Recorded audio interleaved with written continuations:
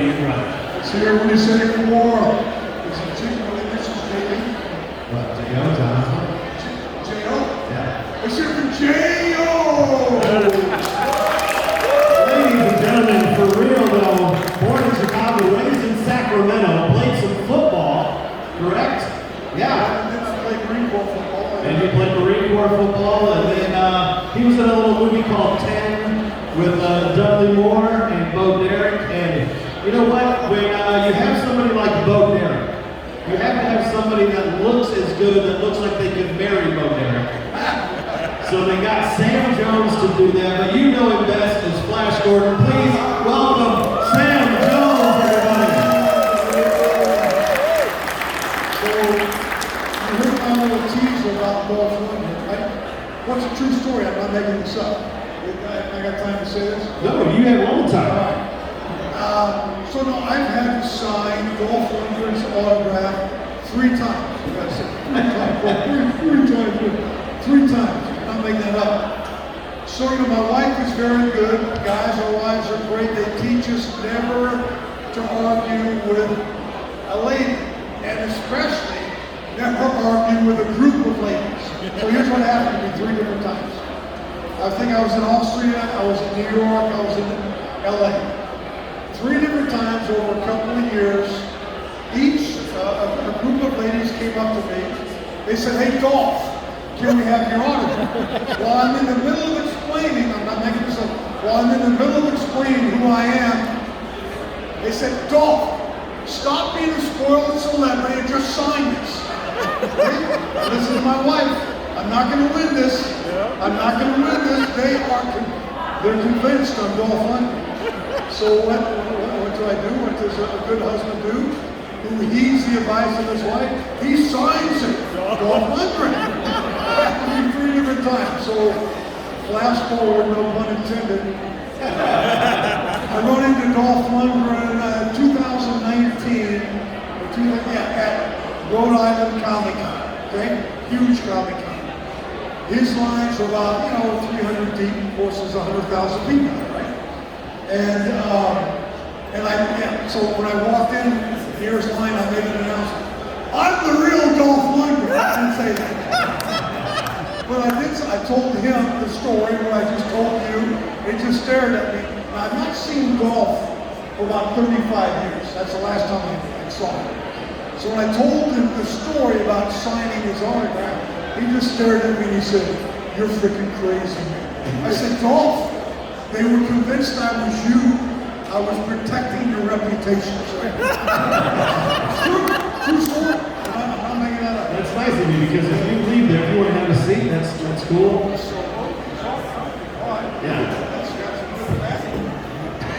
We've got the good chairs just for you. Yeah, so come on. Let's talk. Let's have some questions. Yeah, we'll go through some questions. If anybody has some questions, I'll run out like Phil Donahue and put the microphone in your face. So if you have anything for Sam, we would like to hear your questions. Yes. You got one right there? I'll go out. Here we go.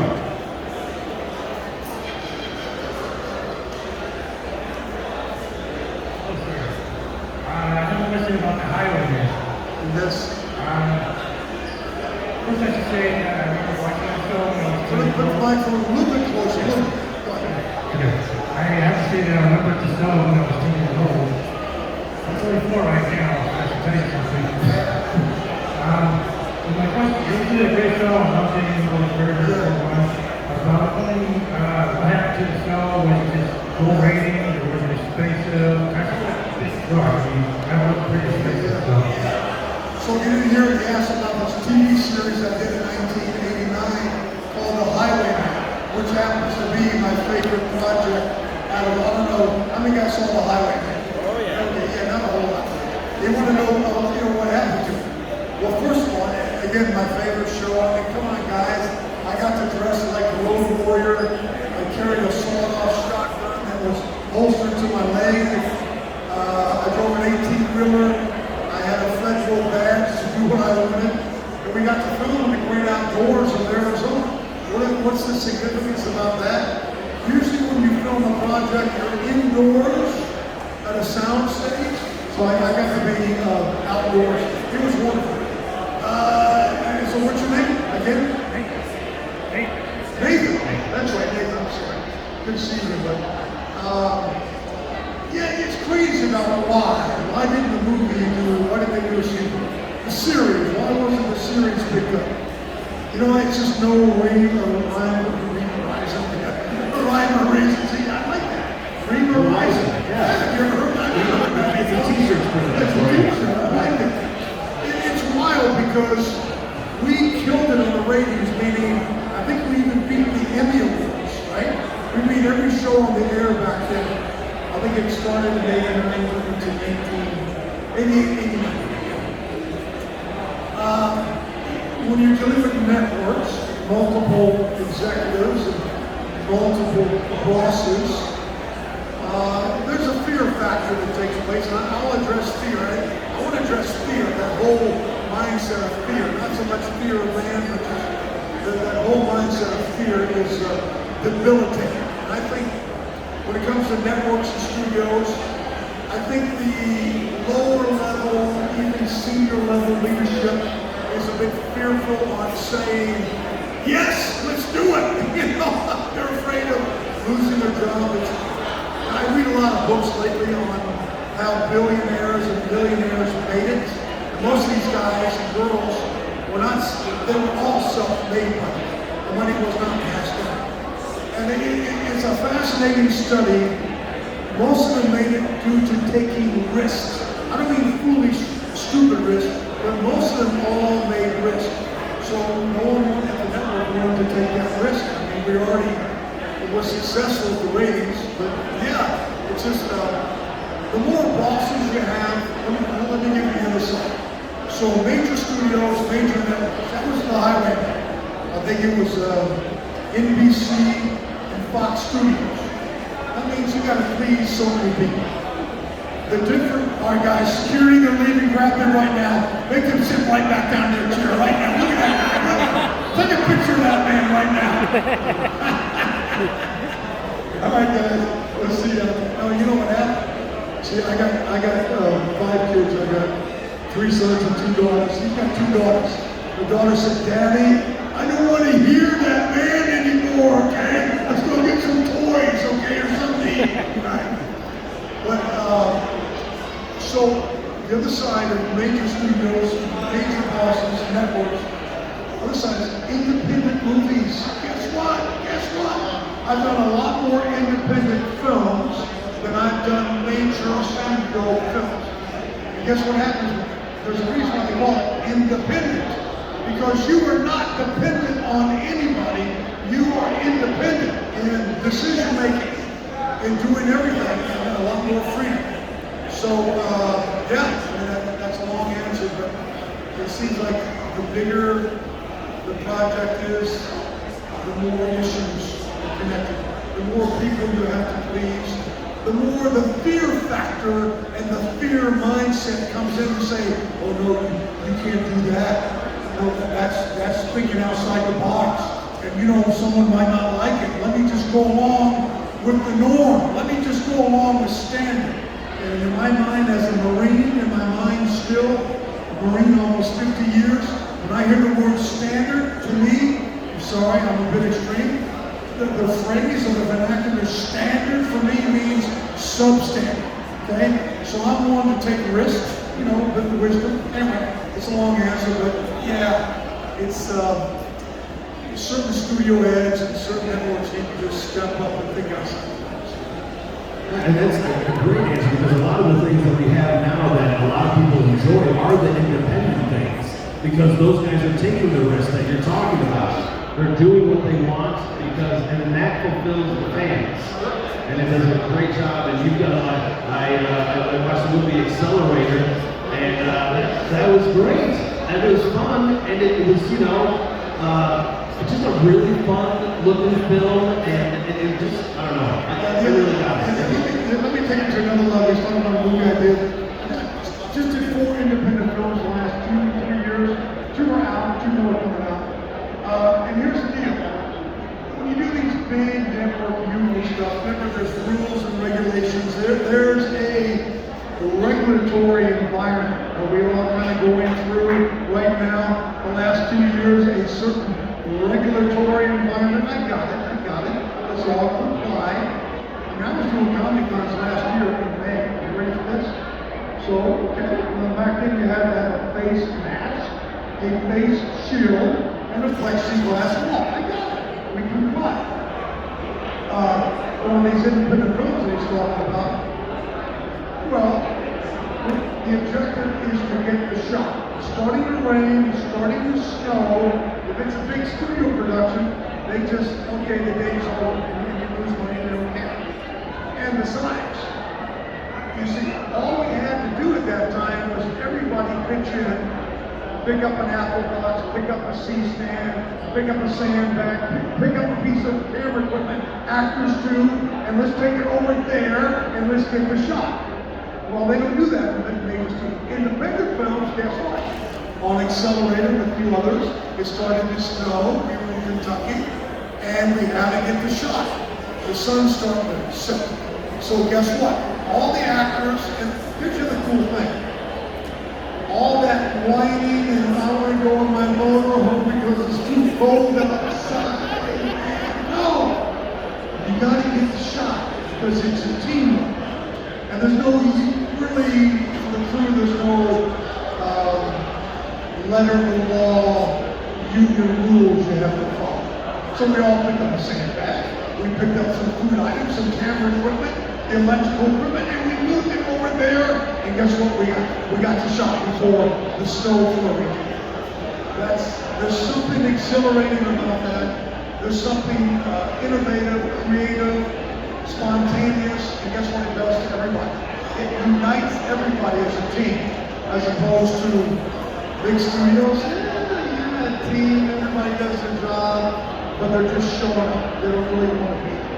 The paycheck is great. They have to be. But there's something about unifying together and making something happen. The camaraderie. Big time. So we have any other questions out there? I'd like to get to as many questions as physically possible for the fans. Don't worry, you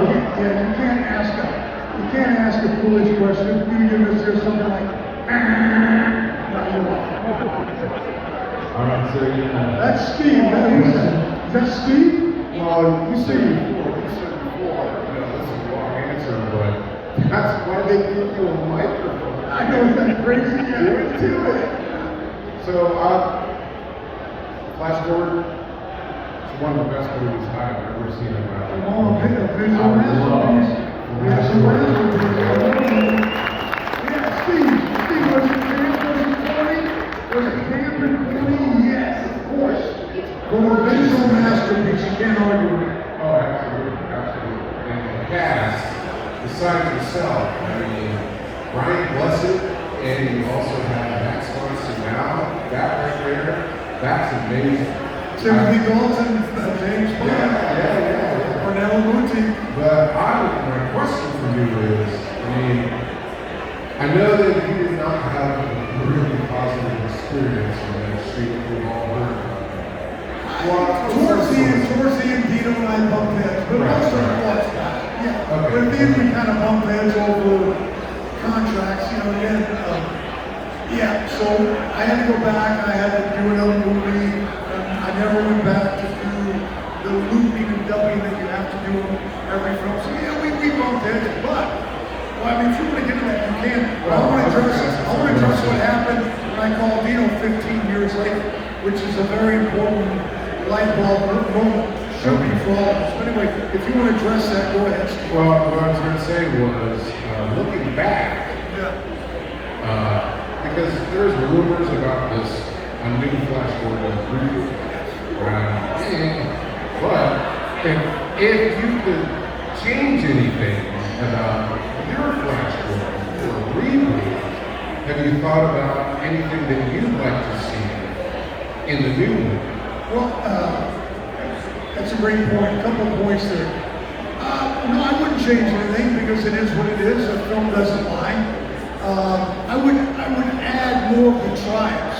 There's the Lion Men, okay? I would add them, get into them more. Lots of different, Alex Raymond in January 1934 created Flash Gordon with a lot of different types. Well, Steve brought up this point where Dino and I bumped heads towards the end of the movie. Excuse me, midway towards the end. I was young. I had an opportunity. My whole team of attorneys were in flight, flying from LA to London, that's where we filmed it, to address Dino on my contract because he wasn't paying me, right? I didn't need the money at that time because, my God, in 1979, Steve, they were paying me $1,000 a week per diem. Per diem means it's pocket money, guys, pocket money, okay? I wasn't even spending that because I was up at 4 a.m. working out, straight to the studio at 6 and then home at 8 or 9 o'clock at night, right? So I had a sock and underwear drawer full of 30,000 cash just in pocket money. Yes. So now remember, the 20-pound bill, the $20 bill, the 20-pound note in 1979, the 20 pounds, that currency, was equal to $50 US. I had stacks of these $50 bills, which were 20-pound notes, in my sock and underwear drawer. I remember one day just going, yeah, I saw a movie where they dumped all the money on the bed and they dove on the bed. Well, I did that one. What an experience. Yeah, it was fun at the moment, but then you realize, oh, I got to put all that back in the drawer. Okay. Now some of it's stuck to you. Yeah, so he wasn't paying me and my attorneys. Here's another little piece of advice and encouragement. Your representatives who are representing you, and let's say financial side, well, they're not just representing your financial side. They're representing your character. They're representing your reputation. So as a youngster, I knew something wasn't, I was on 20, I think I turned 23 or 24 in the set. So I'm still very young. But I'll never forget it when Dino, so, we kept telling Dino, we're at week 8, we're at week 10, we're at week 12, we're at week 14, week 16, whatever, or, I wasn't saying it. I didn't need to say it. Because again, my sock and underwear drawer. You're not paying Sam. The agency's not receiving his weekly income check. And so all the warnings were there, and finally my attorney said, hey, you can work for him for the 5 months you're contracted. He may never pay you. We don't know. Well, all we can tell you right now is a union actor, and this came under British equity, by the way, he may pay you, or he may not pay you. So I had a choice to make. Now, to do anything over again, I wish, Dino came up to me when he found out the attorneys were flying into London to meet with him and his attorneys, to settle this. In other words, start sending Sam his checks. So I'll never forget this. He called me over to the side. He said, Sam, I heard your attorneys are coming. He said, how can I fix this? I said, Dino, just let, I'm so freaking naive. I said, Dino, don't worry, just let them handle it. He said, no, you don't understand. They're coming over here now. Can you step into my office and I will give you whatever you need to fix this? Well, all I can think of was the truth. Dino, you're what?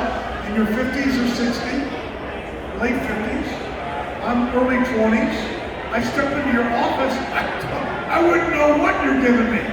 I would have no idea because you're a seasoned. I said, let's just let the attorneys do it. Well, that's set.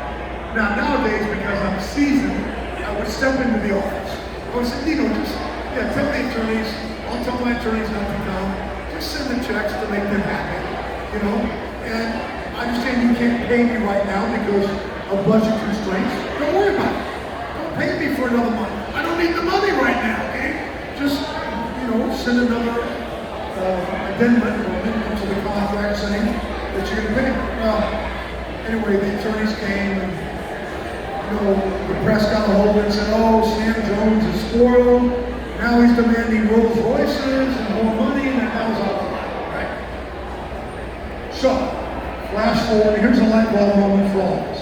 So this tension and this cloud hovered over my relationship with Dino forever.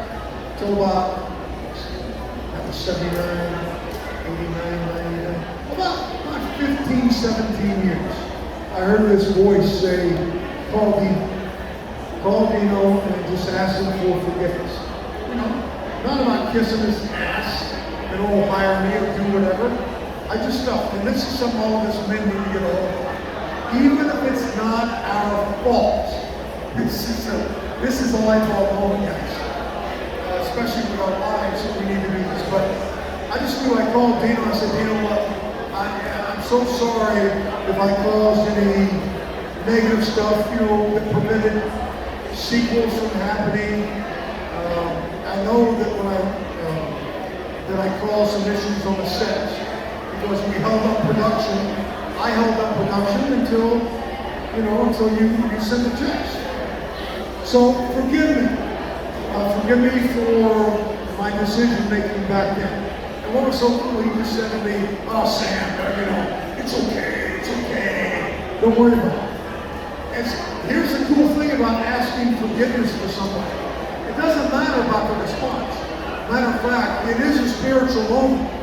It is a spiritual moment because as soon as I spoke forgive me, already instantaneously, that cloud, that burden of heaviness left me immediately because I spoke it and I believed it. And his response was even better. So don't even worry when we do that to our lives or whatever it is. Don't worry about a good response. And also, forgiveness is not about, even if something really egregious happened, you don't have to be their buddy.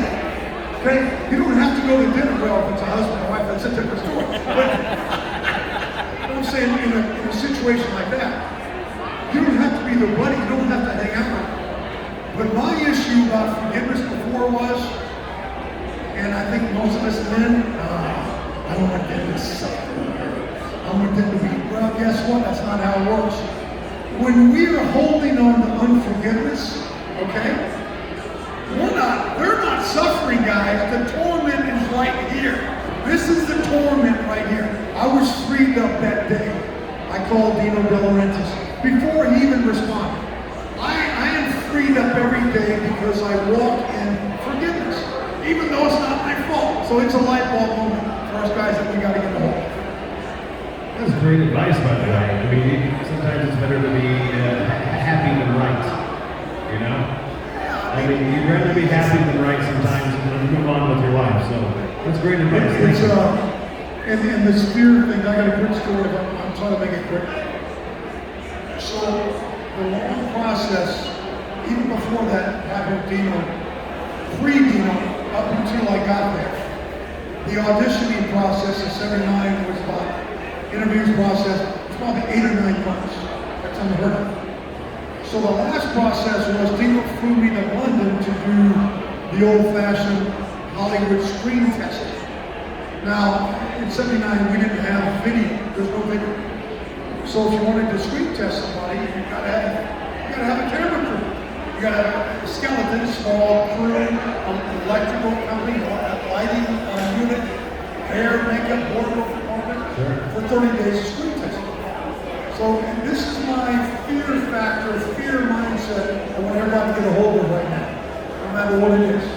So Dino went up to me, it was my last day, my 30th day.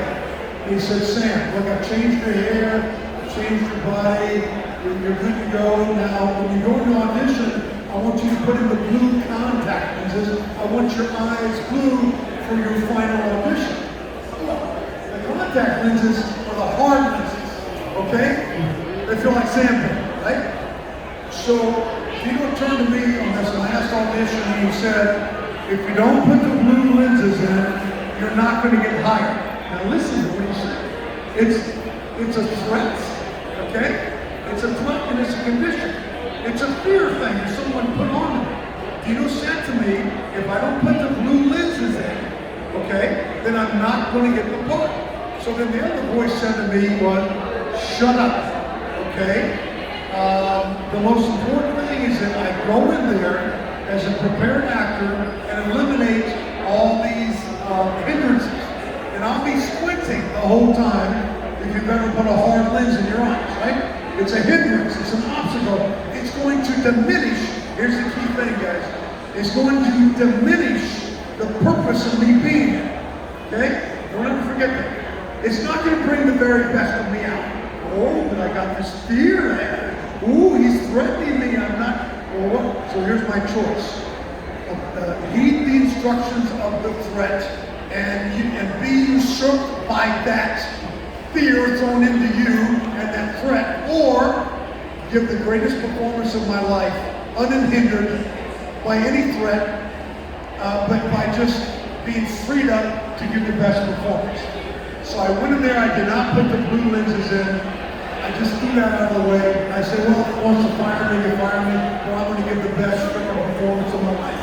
And guess what he said to me after my performance? Oh my God, Sam, you nailed it. You're a Flash Gordon, you did it. He didn't even respond to the threat. So here's the deal about being freed up from fear. Not only when fear is spoken from the very source, Dino spoken to me, the threat and the fear, it even subdued him. It even freed him up from the very same thing he spoke. So that's the fear that we deal with now, especially now, about this, about everything. You know, we're all very sensitive. We all take offense, right? We all get offended so easily, and it's very hard for us to forgive somebody. Well, guys, I tell you, I can tell the guys, my wife will tell women, I tell the guys, get over yourself, get over your freaking self, okay? And just serve that person next to you, and just use common sense, and forgive them. But anyway, that's how I walk now. Do I get upset? Do I get pissed? Here I am talking to my wife, 30 years of marriage, and Ben, we love to be admired. My wife is admiring me, and telling me how great I am and all that good stuff. And I walk out the room. I come back 60 seconds later. She says something to me, and I say, do I even know this woman? Who is this woman right here, right? So you just move on, you let it go. But what's cool about my wife, when I come back from a Comic-Con, she'll say, okay, Mr. Celebrity, you're home. Take the freaking garbage out. Keep it real. Thank God for our lives. Yeah, even the kids now, they're older. Even the grandkids are catching up. Yeah, Papa, you're home from being a celebrity. You need to go do this now. You need to, what Mama said, you need to go do this. That's awesome. Right back down to life. Right back down here. You're up on high. Yeah. It's keep it real. It's not about, like I tell people, who are you? I don't know you. I tell them, right up front. I said, I've been a Marine for 50 years next year. In my mind, I'm a Marine. I'm an actor for 45 years. That's what I tell them. And, did you play specifically, I just have a question myself. Did you specifically just play football in the Marine Corps? Did you have an MOS? Was there something that you did in the Marine Corps specifically? Yes, I didn't play football. I had an attitude problem and had anger issues. That's why I played a lot back at the age of 17, 18, 19, and 20. I joined to be a lifer in the Corps, right? I made the mistake, but I wouldn't be here right now. John, doing this with you. And I now made this mistake. So I started playing Marine Corps football, and the mistake was, I'm good. I'm really good in my mind. So I think I need to play. I think the professional football league needs me. So I did. So I got out of the Corps, did my first pitch. I went to Seattle to try out for the Seattle Seahawks. And then I had a safe house. That's where my grandparents were. And so I showed up, and after my tryout, the Seahawks, they said, thank you very much, but we don't need you. I went, oh my God, really? I just left the Corps, which I wanted to be a lifer. That's over. I didn't stay and play. Played semi-pro. I played there on the practice squad for the Bureau Flyers, but I knew right then and there, when you're turned down, and you're not kind of devastated. But let let me tell you something, guys. If you keep a little bit of hope, meaning don't drop your head too low, but if you look up every now and then, the good Lord will open a little window. Sometimes there's a gigantic door open, but because we're beating ourselves up so much, we don't even see that big door open. Well, the little window that I was able to see was an article was presented to me in a magazine, an article on Clint Eastwood. Magazines are things that people used to get back in the day. So I'm reading this article on Clint Eastwood. This was a godsend. I didn't, when I was done reading it, I said, okay, that's cool. I don't know if I can accomplish what, because at that time, that would have been 1976. Yeah. Because I was born in 72. So in 76, I knew Clint Eastwood had been in business for 21 years. So I said, I don't know if I can accomplish that, but I want to go to Hollywood and I would like to try. So that was it. I mean, that was it. And I love what Denzel Washington says. If you get a chance to see any of his speeches, like college commencement speeches, excuse me for spitting, that's why I'm sitting where I'm here. I get a little bit excited. But yeah, he's so cool. Denzel is, I mean, not only is he one of my favorite actors, but he has this saying, dream and dream big, but a dream means nothing unless you have a plan. So I went to Hollywood, I had a plan. Get a job immediately. After I played for 1 year, get a job immediately. I could stay with my aunt, she lived out there for about 3 weeks, but I knew I could get my own place. Get into an acting class, so I can get representation. And I did that. Well, everything happened within a couple of weeks. Next thing I knew, I'm shooting a beer commercial with the legend. After arriving in Hollywood in early '77, I'm shooting a beer commercial with the legend Jerry West, you know, the Lakers, the NBA, I think Logo. 50 great of all time, right? And it just catapulted for me. So, after being devastated and depressed and down, and diminished all those D words that we, punish ourselves with, I saw that little light and I committed to it. And that's how I kind of conduct my life now. There's going to be failures and there's going to be successes. And I'm a common sense, practical thinking guy as well. But yeah, that's what got me to Hollywood. On a mistake. On thinking I was a great football player, okay? But look where that got me. I was good. I mean, that's what got me the part in Flash Gordon. My performance for my last screen test, also, I could play football. I could pass up as a football player. And that's what Flash Gordon was. Flash Gordon, quarterback, New York Jets. I was hoping you were going to say that.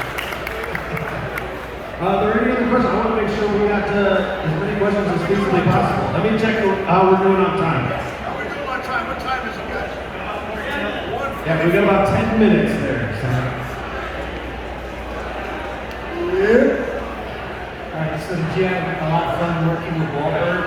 Mark Wahlberg and Ted, yeah, really humble guy. I mean, Those scenes are hilarious. Did you guys have as much fun as it seemed like?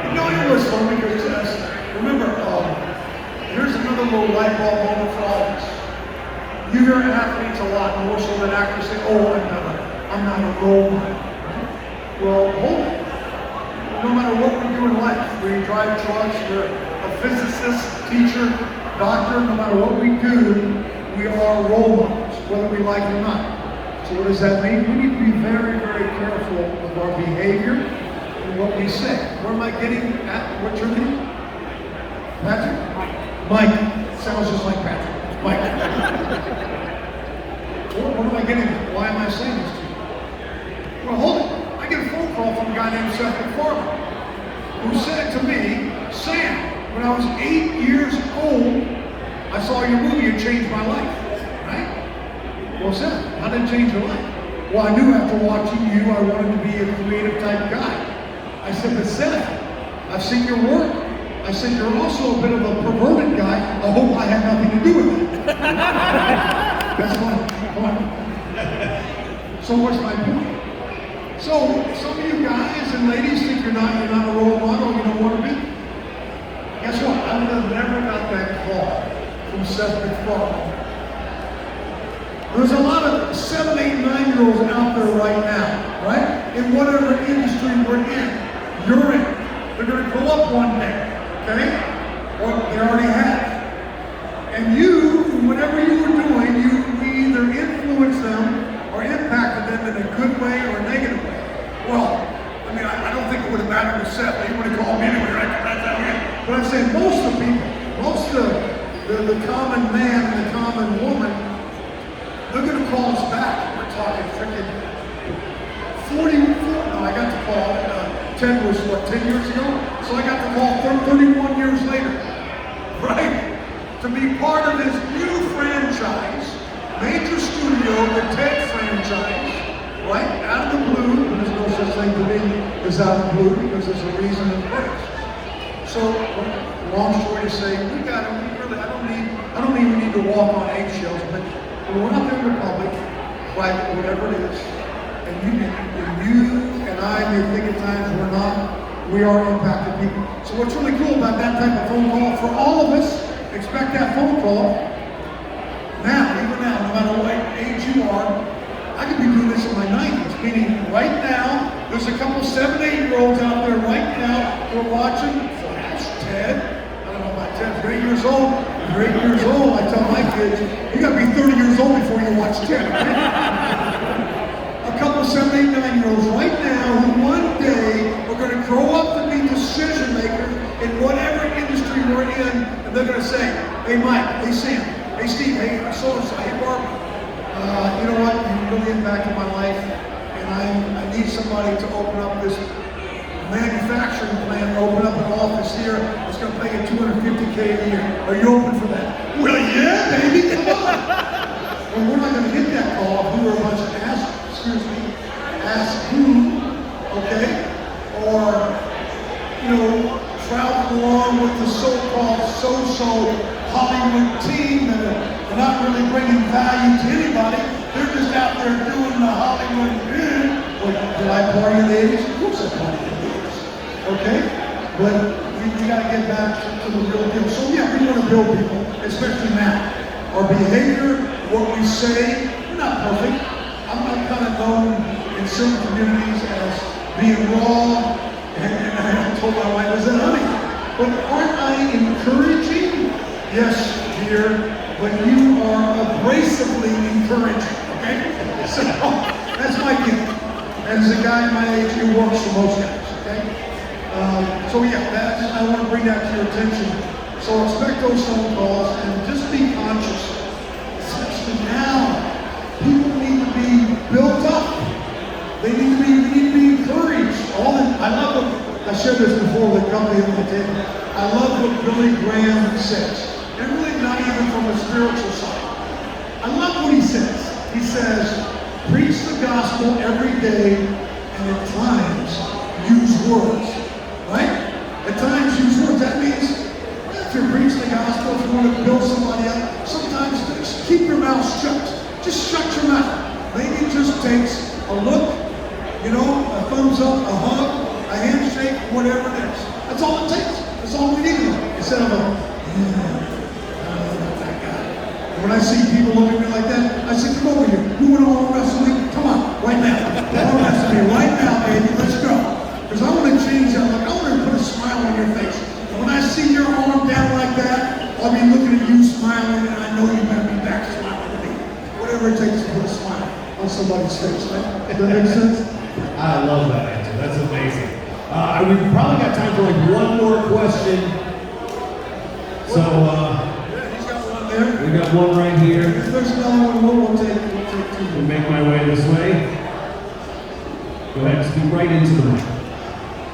This is actually just 2 remarks I just wanted to say. I want to say thank you for your service. Although you was a Marine, nobody's perfect, but at least you served. I say that I'm 30 years soldier. What branch were you in? Army. Oh, okay. I got a good question. I got a good Army Marine joke, but go ahead. Okay, well, it wasn't really a question. I just want to thank you for your service. And secondly, I love doing Rocky IV.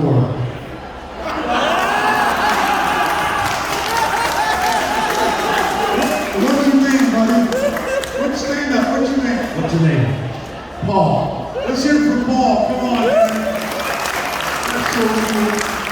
Some of you in my army joke, you know this is an old square joke, but my buddy, actually it's a true story, because my buddy just retired from Marine Corps, you know, he was a colonel. So my army buddy came up to me and said, "What's your buddy's name? They just retired from the Corps." I said, "Frank Dowse." It was Frank Dowse. What did I say? He's a colonel. Well, where did he serve? I said to the army buddy, I said he was in Marine Corps intelligence. So my army buddy sat back and took the longest beat and said, "The Marine Corps has an intelligence unit?" True story. Okay, are we happy? Yes. We have one more really good question. Last one, Sam. Okay. During your time on the fast forward, what was it like working with Max von? Yes. Well, he was my mentor. The question was, what was it like working with Max? Max was cool. He gave me great advice. Those first couple, about the first week or two, he gave me 2 bits of advice. One I followed immediately. The other one took me about 25 years to figure it out. And the first advice, the second, the one that took me 25 years to figure out, he said to me, "I've been watching you doing anytime we meet by the studio to have lunch." And we're there for 5 months. He said, "I'm noticing you're during lunch, you're picking up everybody's lunch tab, the crew." He says, "Sam, save your money. Save your money because you're young. And once you start picking up the tab, no one else can pick it up." Well, it took me 25 years to figure that out. Kind of slow. You know, I have a lot of hits on my head, but yeah, he's right. I should have heeded that. It took me literally 25 years, you know, of making millions, losing it, making it again, losing it, making it again. I'm in its wire because I didn't listen to good advice. And in the industry where they're paying, let's take $1 million salary. I need to do this because it covers all vocations. I just use $1 million because it's an even number. But don't give me a number like, 161, I can't do that. So let's say they pay me and you a check for $1 million. Oh, wait. I'm not getting $1 million right off the top. In California, I'm given $350K, right? Is it 35%? I'm giving $350K to the government. So where's that leaving me right now? 650? Is that right? So now I got 650K, supposedly, right? That's a big figure. Wait a minute, I have to pay my representative 10%. I'm trying to get you guys tuned into, we have to live below our standard of living, especially when you're going out. Anything that's high profile, like Hollywood or anything. So I'm paying my agent 10%, and they take their percent not from the net, from the gross. So it's another 100K. And I'm done. Now I have how much? 550? Is that right? Okay, I'm not done. I have a personal manager back then, talent manager. They take 15%. What's 15% of $1 million? That's 150K. So where was it? 550? Now where am I? 400. Okay, I got 400K. Woo, baby, I got 400K. Wait a minute. Did I maintain my nice apartment? Or did I go and maintain my, I didn't have Priuses back then. Did I maintain my Pinto or my second-hand car? Or did I go out and buy a freaking Ferrari? Or maybe a $1 million condo or a $1 million house? Okay. If I bought the Ferrari, and I bought the $1 million condo or a house, if the phone doesn't ring for a job within 6 months, I'm gone. I'm bankrupt. There's not a penny left. Zero. Now, so that's why it took me 25 years. I always got in by the Ferrari, but I bought all the crazy collectible cars. 1930 Cadillac. Put another 120 grand on whatever. Just come on. I had a chance to invest into storage. What's the big public storage? Right? I bought a boxing set. An exact duplicate of the one that's in there. Stupid stuff. So I did this not once, not twice, a couple of times. I didn't live below my standard of living. So here's a lesson, the financial lesson. No matter what you have. And then don't just have a savings account. I've learned to have an emergency fund. Whatever you have to spend per month to live on, okay, pretty much your savings. Keep your savings there. You need to have an emergency fund. Let's just say it's $5,000. That's a nice kind of given. Let's say $4,000. That's a better given. Okay? So you should have anywhere from 3 to 6 months. You should have at least a 4,000 times 3 is 12,000. You should have a minimum of 12K in an emergency fund. Okay? So these are things that took me forever to learn. When in fact, here's the other light bulb moment. A very wise man, Max von Sydow, gave me that advice all those years earlier, and guess what my reply is? Yes, thank you, Max, thank you. I never heeded those instructions. So we, as young people, even now, as older people, we hear, but are we actually listening? That's great advice, Sam. We appreciate you being here, man. Yes, You're amazing. Over my table. Leave the table. He's over there in the corner. Right back there in the corner. I'll be at the table, and then I get to hear your story. Come to my table and say, Sam, this is, I get these cool stories, and I get granddad, son, grandson, grandma, daughter, granddaughter, and then I'll get stories like, hey, my dad forced me to watch you, now I'm forcing my son to watch you. And we all love it. So you come to my table, I get to hear your story. Thank you, guys. Thank you so much for being here. To listen to him. He's an amazing Let's guy. hear from John. All right, guys, thank you. All right. All right.